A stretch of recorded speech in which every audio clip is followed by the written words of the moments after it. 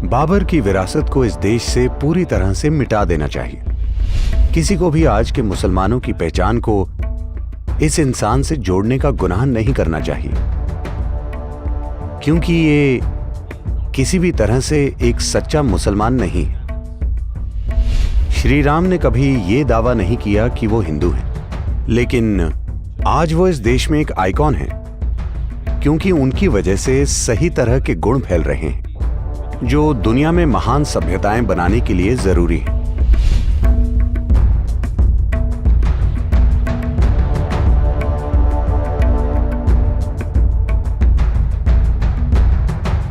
इस पूरे मुद्दे के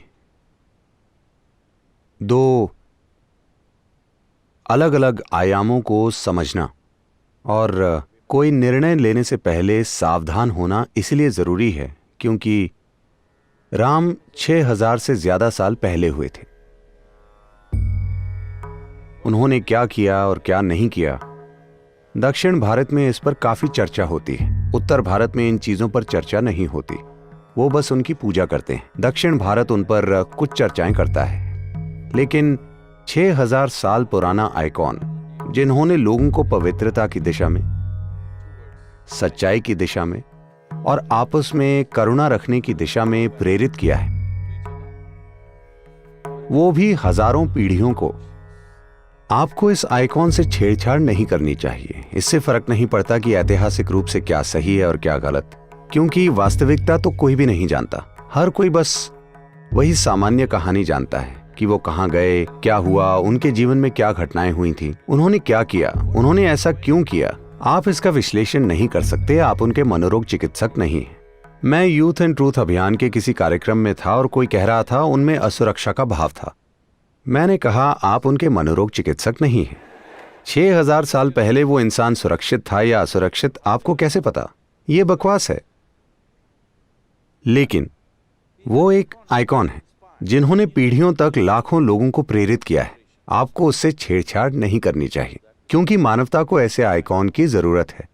आप राम को ले सकते हैं, कृष्ण को ले सकते हैं, जीसस को ले सकते हैं, बुद्ध को ले सकते हैं और उनकी कमियां निकाल सकते हैं और आज कह सकते हैं देखिए उन्होंने ये किया, ये ठीक नहीं था, वो ठीक नहीं था, वो जातिवाद करते थे, ऐसे वैसे। ये बकवास है। ऐसी चर्चा उनके बारे में उचित है जो आज दुनिया में मौजूद हैं। वो 6000 साल पहले थे। आप उन पर अब फैसला सुनाना चाहते हैं? नहीं, वो मानवता की मदद कर रहे हैं एक आइकॉन के रूप में। आपको इस आइकॉन से छेड़छाड़ नहीं करनी चाहिए। वो किस बात के आइकॉन है? वो स्थिरता के आइकॉन है।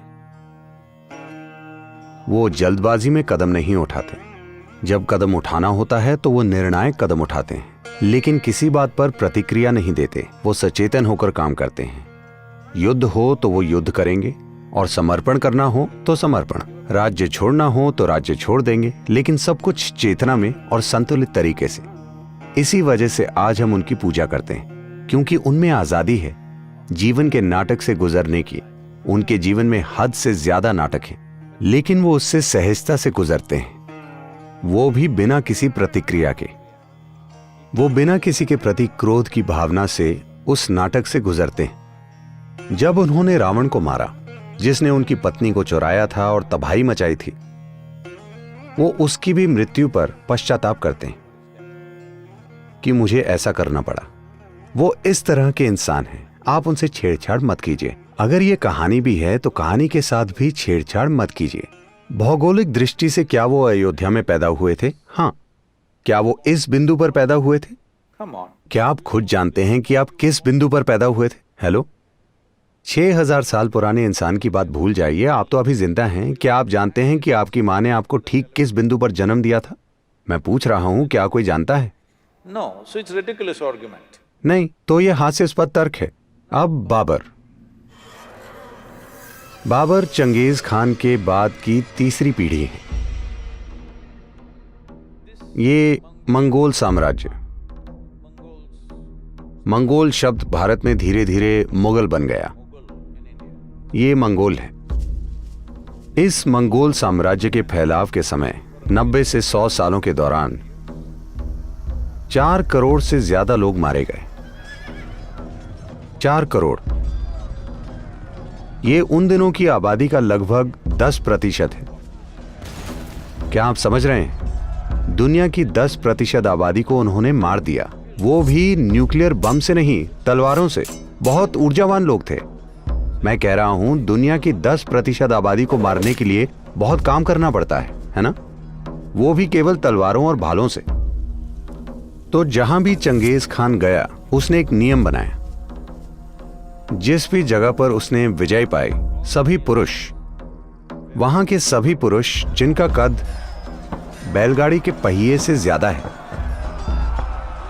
उन दिनों सेनाओं के साथ जाने वाली बैलगाड़ियों के पहिए की ऊंचाई 38 से 39 इंच होती थी। हर इंसान जिसका कद उससे ज्यादा है, उसे मार दिया जाता था। और फिर यह मुगलों की परंपरा थी कि वो सभी कटे हुए सिरों का एक बड़ा पहाड़ बना देते थे और औरतों को गुलाम बना लिया जाता था, सैनिकों की सेवा के लिए, या फिर उन्हें अलग अलग बाजारों में बेच दिया जाता था। मध्य पूर्व, यूरोप, हर जगह उन्हें बेच दिया जाता था। तो वो इस तरह से फैले थे। चंगेज खान के बाद तैमूर लंग आया। तैमूर लंग ने बाबर को जन्म दिया। तैमूर लंग का साम्राज्य दिल्ली तक था। फिर बाबर आया। माना जाता है तैमूर लंग ने 1,70,00,000 लोगों को मार दिया। वो भी सबसे ज्यादा क्रूर तरीकों से। पुरुषों के साथ जो हुआ वो तो करुणा थी, महिलाओं के साथ जो हुआ वो एक अलग चीज है। मैं विस्तार में नहीं जाना चाहता, लेकिन उनके साथ सबसे भयंकर चीजें हुई। जब बाबर आया तो उस दौरान गुरु नानक भी मौजूद थे। गुरु नानक एक बहुत ही शांत, बिल्कुल प्रतिक्रिया न करने वाले और एक आत्मज्ञानी मनुष्य थे। वो बोले, एक मौत का दूत आया है, और ये उन्हीं के शब्द हैं। वो बोले, मैं अपने शब्दों में कह रहा हूं, वो बोले, ये जहां भी गया इसने हजारों लोग मार दिए। जिस भी शहर में ये गया, इसने सभी पुरुषों को मार दिया, शहर को जला दिया, स्त्रियों और बच्चों को गुलाम बना लिया। स्त्रियों के साथ हमेशा सार्वजनिक जगहों पर क्रूरता से बलात्कार किया जाता था, क्योंकि ये सिर्फ बलात्कार नहीं था, ये सभी के लिए एक सीख थी। और बाबर ने हजारों हिंदू स्त्रियों को कंधार और काबुल के बाजारों में बेच दिया, हजारों स्त्रियों को। सौभाग्य से वो भारत में सिर्फ 4 साल रहा और वो मर गया। तो बाबर की विरासत को इस देश से पूरी तरह से मिटा देना चाहिए। इन सब से बढ़कर किसी को भी कभी भी आज के मुसलमानों की पहचान बाबर से नहीं जोड़नी चाहिए, क्योंकि वो इतना बड़ा अत्याचारी था कि वो अत्याचार नहीं करता था, वो खुद एक अत्याचार था। चंगेज खान धर्म के लिए नहीं मारता था, वो बस ताकत और विजय पाना चाहता था। तैमूर लंग भी काफी हद तक विजय ही पाना चाहता था, पर उसमें थोड़ा सा धार्मिक रंग था। लेकिन बाबर ने चीजों को धार्मिक मायने देकर उनका बहुत शक्तिशाली तरीके से इस्तेमाल किया, और इससे उसे मारने के लिए और ज्यादा ताकत मिल गई, क्योंकि उसे लगा वो जिहाद कर रहा है। कई बार उसने मुस्लिम शहरों पर भी हमले किए, मुस्लिम आबादियों को भी उसने मारा। तो उसने धर्म का अपनी सहूलियत के हिसाब से इस्तेमाल किया, अपने हिसाब से। तो उसका मस्जिद बनाना धार्मिकता या भक्ति की वजह से नहीं था, ये प्रार्थना के लिए नहीं बनाई गई थी, ये भी शासन की स्थापना का एक तरीका था। चाहे वो हिंदू मंदिर हो या जैन मंदिर, उसने सब कुछ तोड़ा। उसने एक प्रमुख जैन मंदिर इसलिए तोड़ दिया क्योंकि वहां की गुफा में उन्होंने नग्न मूर्तियों की निकाशी की थी। तो उसने ये सुनिश्चित किया कि पूरा मंदिर ही नष्ट हो जाए।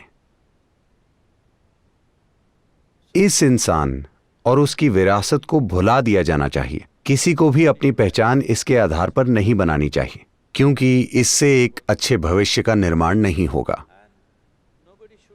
किसी को भी आज के मुसलमानों की पहचान को इस इंसान से जोड़ने का गुनाह नहीं करना चाहिए, क्योंकि ये किसी भी रूप में एक सच्चा मुसलमान नहीं है, ये किसी भी तरह का भक्त नहीं है, ये सबसे बुरी किस्म का तानाशाह है जिसने धर्म के नाम पर बहुत ही शक्तिशाली तरीके से खुद को असरदार बनाया। जहां कहीं भी वो गया, इससे उसे एक नए स्तर का अधिकार मिल गया जो चंगेज खान के पास नहीं था, क्योंकि उसने विजय पाने के लिए धर्म का इस्तेमाल नहीं किया था। तो ये अत्याचार हुए हैं।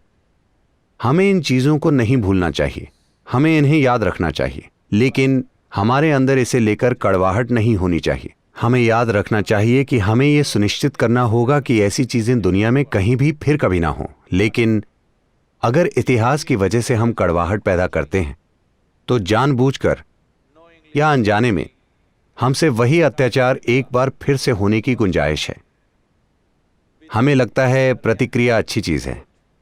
नहीं, प्रतिक्रिया किसी भी भयंकर काम से किसी भी रूप में अच्छी नहीं है। दोनों एक ही चीज हैं। तो बाबर की विरासत जानी ही चाहिए। राम, उन्हें एक धार्मिक इंसान के रूप में मत देखिए, क्योंकि उन्होंने कभी नहीं कहा मैं हिंदू हूं।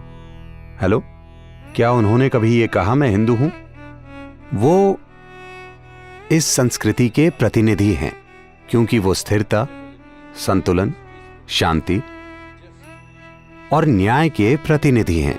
वो जहां भी गए उनकी यही कोशिश रही कि लोगों को न्याय कैसे दें। अपने राज्य के लोगों को न्याय देने के लिए वो खुद चरम स्तर के कष्ट और मुसीबतों से गुजरे। आपको इसी इंसान की जरूरत है। मैं चाहता हूं कि हिंदू और मुसलमान दोनों ये याद रखें। Ram never claimed he is a Hindu. Ram ने कभी नहीं कहा वो हिंदू हैं, लेकिन आज वो इस देश में एक आइकॉन है। हर किसी को इन्हें एक ऊंचा आइकॉन मानना चाहिए, क्योंकि वो सही स्तर के गुण फैला रहे हैं। इसीलिए नहीं कि वो हिंदू हैं या कुछ और हैं, क्योंकि वो सही स्तर के गुण फैला रहे हैं जो दुनिया में महान सभ्यताएं बनाने के लिए जरूरी हैं। और कई तरीकों से राम का समय एक प्रमुख बिंदु बन गया, जिस पर इन 6000 सालों में ये सभ्यता बनी। इसी वजह से स्वतंत्रता संग्राम के दौरान भी महात्मा गांधी लगातार राम राज्य शब्द का प्रयोग करते रहे। सबसे अच्छे प्रशासन वाले और पूरी तरह न्यायपूर्ण राज्य का मतलब राम राज्य। आज भी जब हम राम राज्य कहते हैं तो हमारा मतलब होता है बहुत ही न्यायपूर्ण और उचित राज्य, ना कि शोषण वाला राज्य और ना ही तानाशाही वाला राज्य। और हम भारत को ऐसा ही बनाना चाहते हैं कि ये न्यायपूर्ण और उचित राज्य हो यहाँ रहने वाले सभी लोगों के लिए, ना कि तानाशाही वाला राज्य। तो उसके लिए आपको राम की जरूरत है।